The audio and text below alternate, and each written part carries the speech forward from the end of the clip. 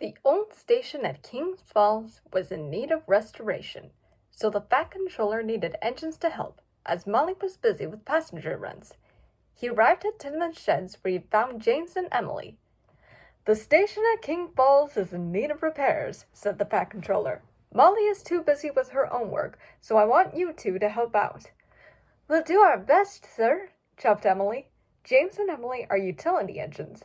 They can do any little or special jobs needed. They could work on branch lines as well as the main line. Sometimes they could be seen working on the southeast.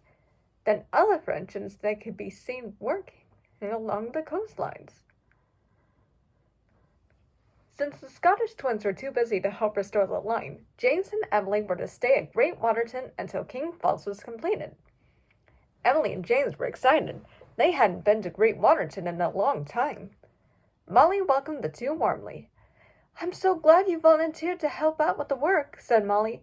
"There's so much supplies to be taken to the station, as well as workmen." "I hope you don't mind." "Always a pleasure to help out, Molly," smiled Emily. "With me on the scene, this station will be up and running in no time," boasted James. "Oh, I'm sure it won't," blushed Molly.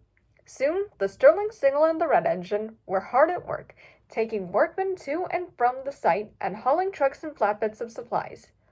Molly found it hard to socialize with the other two engines, but were being supported. Well, Emily was. Molly noticed that James would whistle loudly and wheezing lots of steam to make its presence known.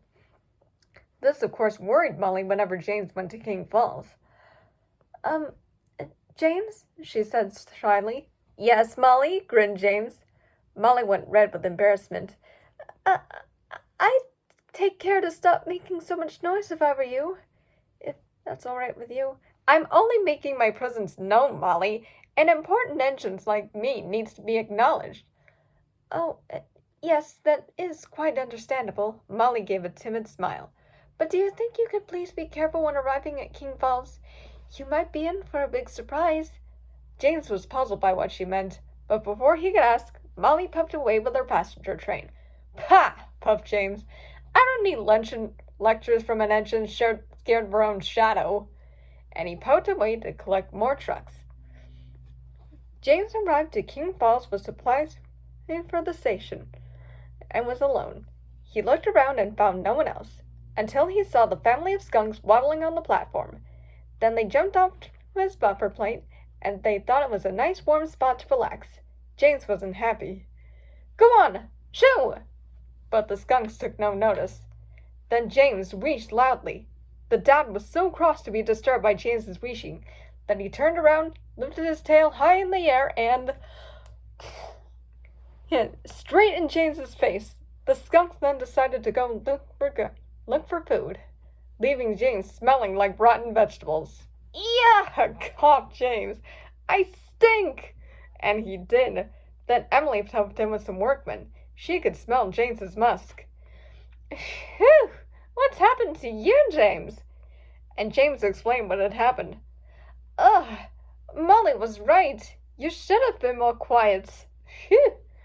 Well, don't rub it in," snapped James. "I need a wash. It could take hours for you to get cleaned. That stuff is pretty strong." "Swell!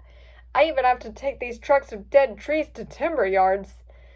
It was lucky for James the timber mill yards were closer to Great Waterton than Crowman's Gate.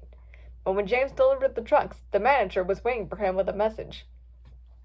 "Bear has broken down at Crowman's Gate Station," he said. "There's no spare engines, so the Fat Controller wants you to pull the Limited in his place. Emily can manage on her own." James groaned and puffed away. Meanwhile, at Crowman's Gate Station, Bear was being shunted by Craig, the works diesel. "Cheer up, Bear," he said. "We'll find out what's wrong with you, and you'll be back on the track in no time." No pun intended. I kind of hear that a lot. Then they caught a funny smell. "Oof! What's that smell?" gasped Bear. "I don't know," replied Craig. "But whatever it is, it smells worse than boiler sludge." The smell got stronger and stronger, until James puffed into the station, looking cross, and stink the station out. "And greasy tracks," said Bear, trying not to inhale.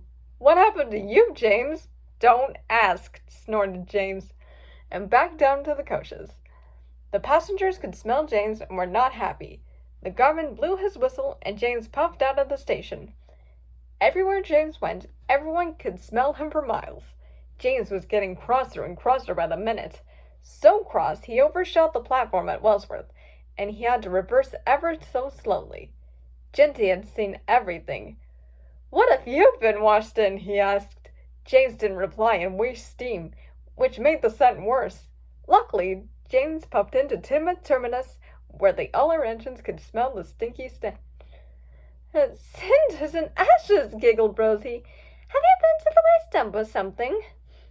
"I can't smell anything," said Whiff. The fat controller held his nose. "Goodness me!"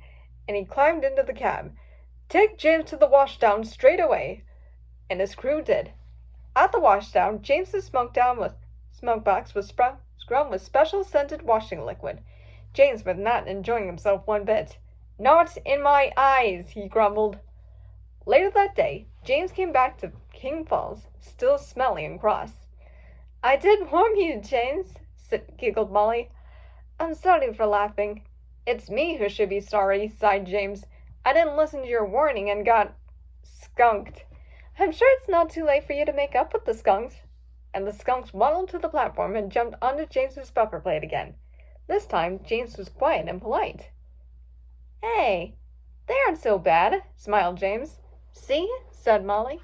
"All it takes is a bit of kindness to be noticed, instead of being loud and bossy." And with that, James had to agree. The end.